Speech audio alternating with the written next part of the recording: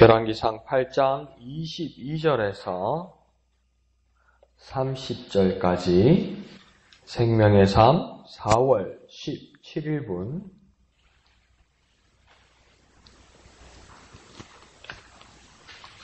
열왕기상 8장 22절에서 30절까지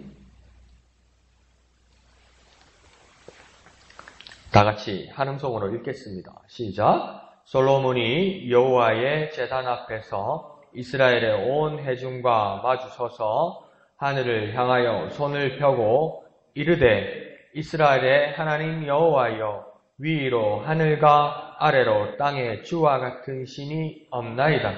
주께서는 온 마음으로 주의 앞에서 행하는 종들에게 언약을 지키시고 은혜를 베푸시나이다. 주께서 주의 종 내 아버지 다윗에게 하신 말씀을 지키사 주의 입으로 말씀하신 것을 손으로 이루심이 오늘과 같으니이다. 이스라엘의 하나님 여호와여 주께서 주의 종 내 아버지 다윗에게 말씀하시기를 내 자손이 자기 길을 삼가서 내가 내 앞에서 행한 것 같이 내 앞에서 행하기만 하면 내게서 나서 이스라엘의 왕위에 앉을 사람이 내 앞에서 끊어지지 아니하리라 하셨사오니 이제 다윗을 위하여 그 하신 말씀을 지키시옵소서. 그런즉 이스라엘의 하나님이여 원하건대 주는 주의 종 내 아버지 다윗에게 하신 말씀이 확실하게 하옵소서. 하나님이 참으로 땅에 거하시리까 하늘과 하늘들의 하늘이라도 주를 용납하지 못하겠거든. 하물며 내가 건축한 이 성전이오리까. 그러나 내 하나님 여호와여 주의 종의 기도와 간구를 돌아보시며 이 종이 오늘 주 앞에서 부르짖음과 비는 기도를 들으시옵소서. 주께서 전에 말씀하시기를 내 이름이 거기 있으리라 하신 곳 이 성전을 향하여 주의 눈이 주야로 보시오며 주의 종이 이곳을 향하여 비는 기도를 들으시옵소서. 주의 종과 주의 백성 이스라엘이 이곳을 향하여 기도할 때에 주는 그 간구함을 들으시되 주께서 계신 곳 하늘에서 들으시고 들으시사 사하여 주옵소서. 아멘. 오늘 본문을 보면 솔로몬이 성전을 건축, 완공하고 난 후에 하나님 앞에 기도하는 모습이 또 연결되고 있습니다. 연설과 기도들이 있는데 오늘의 모습은 솔로몬이 그 기도하는 모습이 나타나고 있습니다. 그래서 22절을 보면 솔로몬 왕과 백성들이 그 만나는 장소와 그 방법이 나타납니다. 그러니까 일반적으로 왕이 백성들을 만나는 방법하고는 조금 다른 모습을 보여주고 있습니다. 지금 22절을 보면 왕과 백성들이 만나는 장소가 정확하게 나타나 있습니다. 여호와의 제단에서 왕과 백성이 만난다는 겁니다. 왕이 연회장을 만들거나 왕이 파티장을 만들거나 왕이 특별한 의식장, 예식장을 만드는 것이 아니라 여호와의 제단 앞에서 왕과 백성들이 만난다는 겁니다. 그러면 그 누구도 왕도 백성들도 함부로 굴거나 가벼이 여기거나 거짓말을 할 수 없다는 겁니다. 그래서 확실한 다른 나라와의 어떤 차이가 나는 거지. 왕도 거짓말할 수 없고 백성도 거짓말할 수 없고 온전히 진실하게 나타나야 된다. 왜? 모든 것을 보시는 여호와 하나님 그 앞 제단, 그 제사하는 곳, 기도하는 곳, 예배하는 곳에서 만나기 때문입니다. 그리고 이 지도자 왕이 백성 앞에서 하는 일은 지금 22절에서 보면 무엇입니까? 하늘을 향하여 손을 폈다 이렇게 이야기합니다. 그것은 무엇입니까? 하나님이 계신 하늘을 향하여 기도했다는 겁니다. 높고 위대하신 하나님 앞에 겸손히 기도하는 방법을 선택했다는 겁니다. 보통 왕이 생각하는 것은 어떤 것입니까? 누구보다도 높고 가장 높은 자리에서 백성들을 아래로 바라보면서 통치하는 것이 왕의 역할이고 왕의 위치입니다. 그런데 오늘 솔로몬이 하는 모습은 어떤 모습이냐면 더 높은 곳, 위대한 곳, 하늘을 향하여 쳐다보고 손을 들어서 기도했다는 겁니다. 그러니까 백성과 왕이 만나는 방법이 확연히 다르다는 거죠. 기도하는 자리에 나왔다는 겁니다. 그리고 하나님 앞에 나왔다는 겁니다. 그러면 오늘 우리의 삶을 바라보면 그리스도인들 간에, 목양 공동체들 간에, 그 어떤 이해관계이건 간에 하나님 앞에 기도함으로 나와야 됩니다. 다른 방법을 생각하거나 다른 방법을 선택하면 위험이 있을 수 있고, 어려움이 있을 수 있고, 왜곡이 있을 수 있고, 잘못될 수 있습니다. 가장 우리에게 필요한 것은 뭐냐면 하나님 앞에 서는 것이고, 그리고 하나님 앞에 기도하는 것입니다. 그 자리는 진실한 자리고, 그 자리는 겸손한 자리고, 그 자리는 소망이 있는 자리고, 그 자리는 강구하는 자리가 되는 겁니다. 그러니까 그 종교개혁자들이, 16세기 종교개혁자들이 특히 칼벤이 가지고 있던 모토가 무엇입니까? 코람 데오, 하나님 앞에서, 모든 삶이 하나님 앞에서, 하나님 앞에서는 거짓이 없고 하나님 앞에서는 진실할 수 있다는 겁니다. 그런데 그게 하도 많이 쓰다 보니까 그게 400년이 지나지 않았습니까? 500년이 지나지 않습니까? 고람되어 하나님 앞에서 이렇게 되니까 알맹이는 빠지고 껍데기만 남아가지고 아주 뻔뻔하게 우리는 어떻게 합니까? 고람되어 하나님 앞에서 그러니까 어떡합니까? 이 온 세상이 온 TV가 보고 온 방송이 보는데도 보니까 안 했어요, 안 봤어요, 안 만났어요, 안 받았어요. 그 다음날 자료 화면 나오면 그게 그 뜻이 아니고요, 이렇게 되는 겁니다. 근데 그걸 왜 교회가 배워가지고 안 했어요, 몰라요, 진짜예요 밝혀지면 뭡니까? 교회는 더 뻔뻔합니다. 아무 일도 없었던 것처럼. 내가 언제 이렇게 됐습니까? 그렇게 되면 안 됩니다. 우리 그렇게 되면 안 됩니다. 원래대로 돌아가야 됩니다. 우리는 언제나 하나님 앞에 서 있는 것이고, 그래서 하나님 앞에 진실하게 서야 되고, 그 하나님 앞에서 기도하는 겁니다. 누구보다도 그 누구도 하나님보다 높은 자가 없고, 그래서 가장 높고 위대하신 하나님 앞에 기도하는 모습으로 나아가야 됩니다. 목양의 공동체도 오직 그 모습으로 나아가는 저와 여러분 되시기를 부탁드립니다. 자, 23절에는 이제 솔로몬의 기도의 내용이 나타납니다. 그러면서 솔로몬이 처음 기도하기를 이스라엘의 하나님 여호와여, 위로 하늘과 아래로 땅에 주와 같은 신이 없나이다. 이 말이 뭡니까? 하늘로부터 땅까지, 그러니까 이 세상 모든 곳에, 온 우주의 모든 곳에 하나님만큼 위대한 자가 없다. 하나님 같은 신이 없다. 이 말은 무엇입니까? 솔로몬이 고백하는 것은 하나님은 유일하신 분이라는 겁니다. 하나님은 두 분이 아니라는 겁니다. 하나님은 오직 한 분이시고 유일하신 하나님, 그 어디를 찾아보아도, 그 세상 어디를 찾아보아도, 온 우주를 뒤져보아도 하나님밖에 없다는 겁니다. 우리는 아주 잘 분배하고 아주 잘 배분하죠. 여기는 하나님, 여기는 돈, 여기는 우리 가족, 여기는 내 자존심, 여기는 내 지식, 여기는 내 노하우, 아주 분배를 잘 해놓습니다. 그러나 솔로몬은 뭐라고 이야기합니까? 하나님밖에 없습니다. 하나님만 유일하십니다. 그런데 이 말이 더 권위가 생기는 이유는 뭐냐면 솔로몬 왕이 자신이 아니라 하나님을 인정한다는 놀라운 고백입니다. 자기 아래 아무도 없는 것이 왕인데 솔로몬은 뭐라고 하냐면 정말 위대하고 오직 한 분뿐인 그 분이 있는데 그분은 하나님이라고 이야기하는 겁니다. 그러니까 왕의 생각, 왕의 위치는 뭐냐면 모든 백성들이 내 명령을 따르고 내가 원하는 대로 움직여야 되는 것이 이 왕국인데 솔로몬 왕이 뭐라고 하냐면 백성 그대들도 위대한 사람이라고는 나 왕도 섬겨야 될 분이 있고 오직 유일한 분이 있는데 그분은 하나님이라고 이야기하는 겁니다. 근데 그 하나님은 어느 정도냐면 여러 제국과 종교들 사이에서 신이라고 말하는 자들 중에서도 하나님 한 분밖에 없다고 이야기하는 겁니다. 그러면서 하반절에는 이렇게 이야기합니다.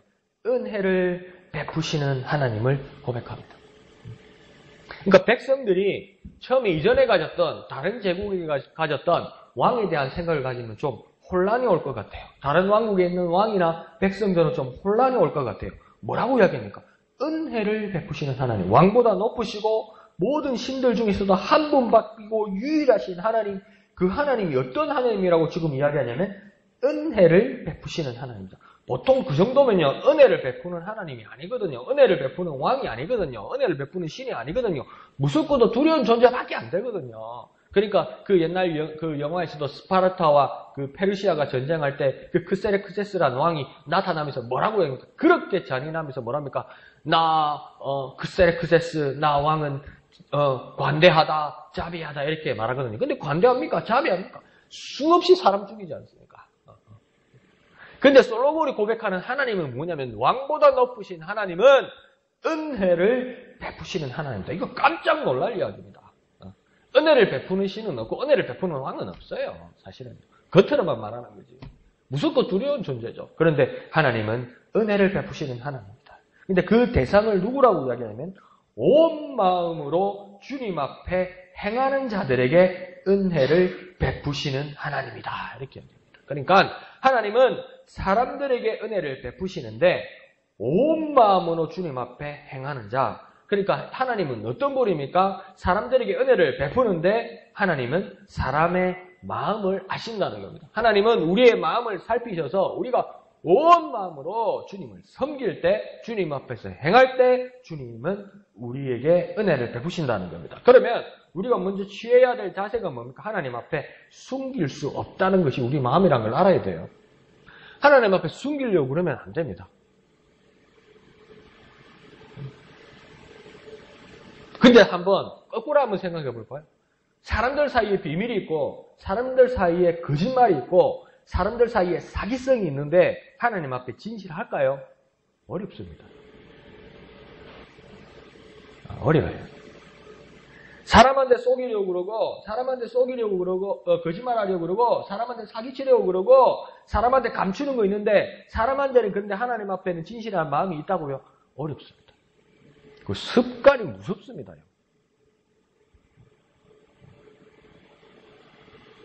우리의 모습이 지금 속이고 있고 우리의 모습이 지금 거짓말하고 있으면 하나님 앞에도 속이는 것이 있습니다. 하나님 앞에 100% 드러내고 있지 않는 것이 많습니다. 그게 우리의 모습입니다.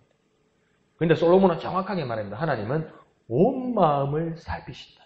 온 마음이면 어떤 마음이겠습니까? 하나님을 향한 마음뿐만 아니라 사람을 향한 마음도 하나님은 살피시고 그 가운데 온 마음으로 행하는 자에게 하나님은 은혜를 베푸신다는 겁니다. 그러면 우리는 어떻게 살아야 되겠습니까? 주님 앞에 거짓 없이 진실하게 온 마음으로 행할 때 은혜를 베푸시는 유일하신 하나님 앞에 나아가는 겁니다.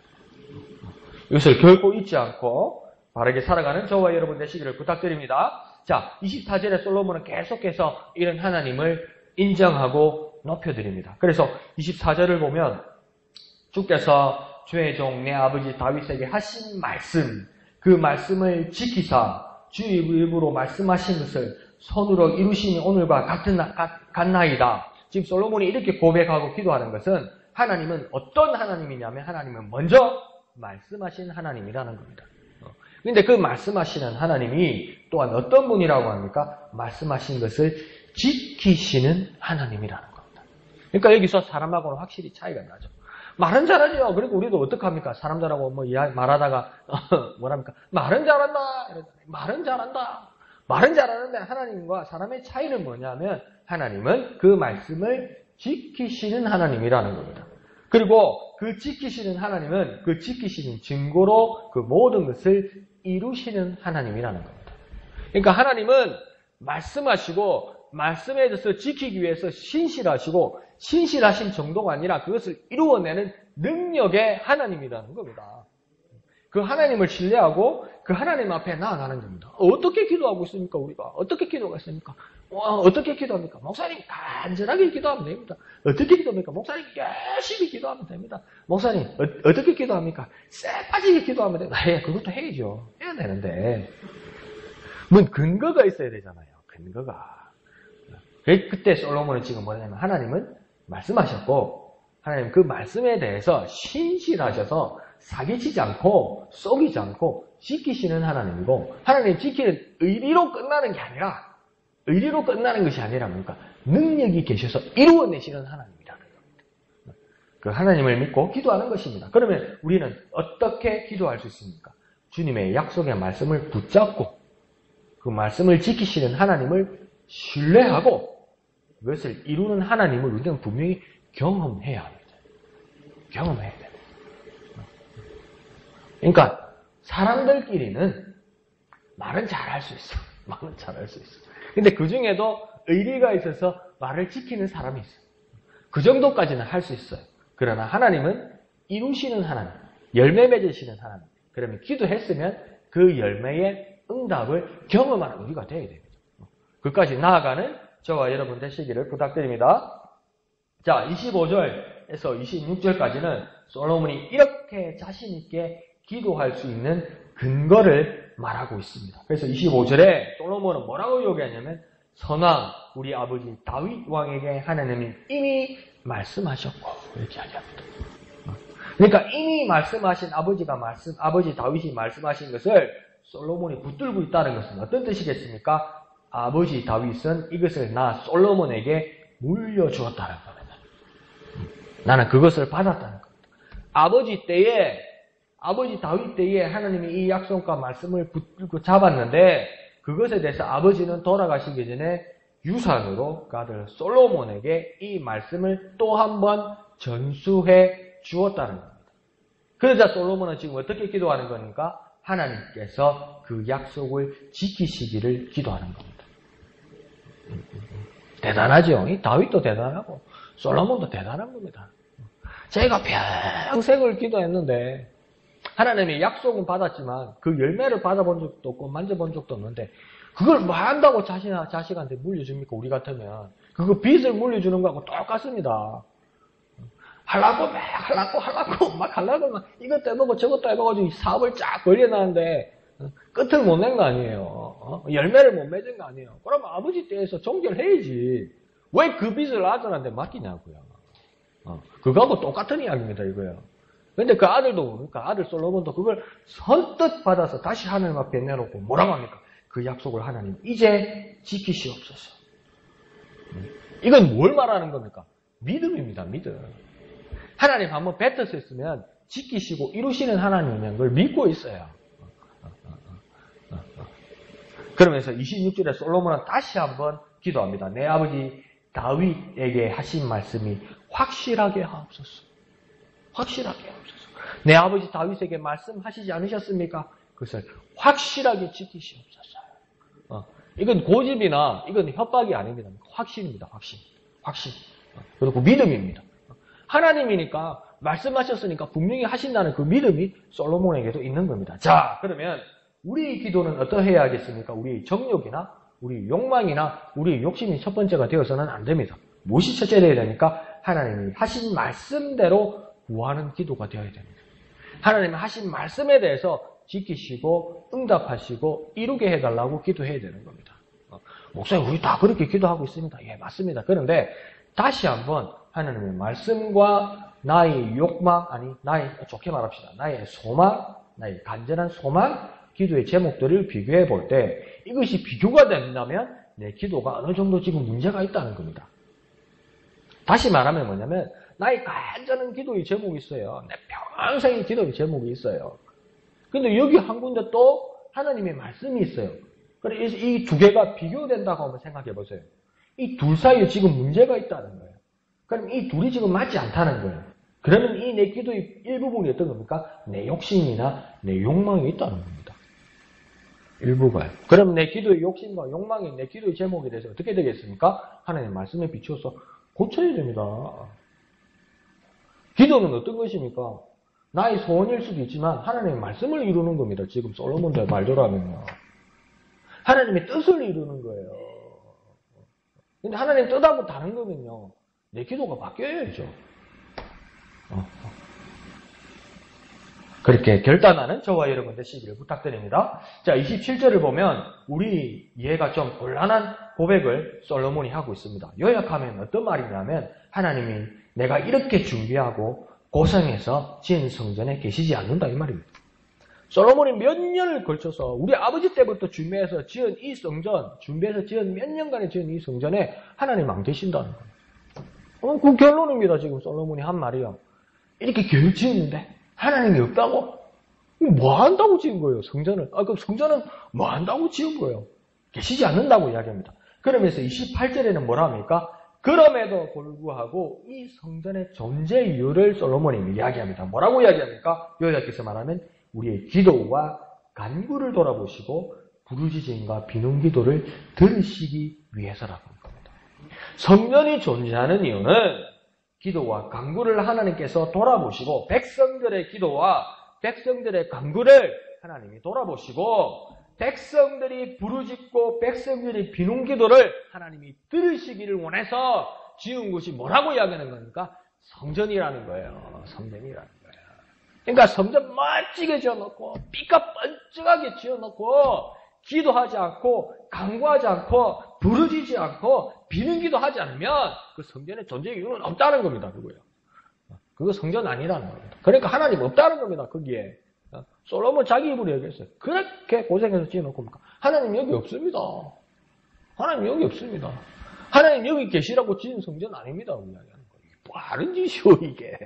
이게 뭔 헛고생이에요. 그런데도 그럼에도 불구하고 뭐랍니까? 이 성전이 존재하는 이유는 우리의 기도와 우리의 간구를 하나님께서 들으시고 우리의 부르짖음과 우리의 간절히 비는 기도를 하나님께서 돌보시는 것이다. 들으시는 것이다.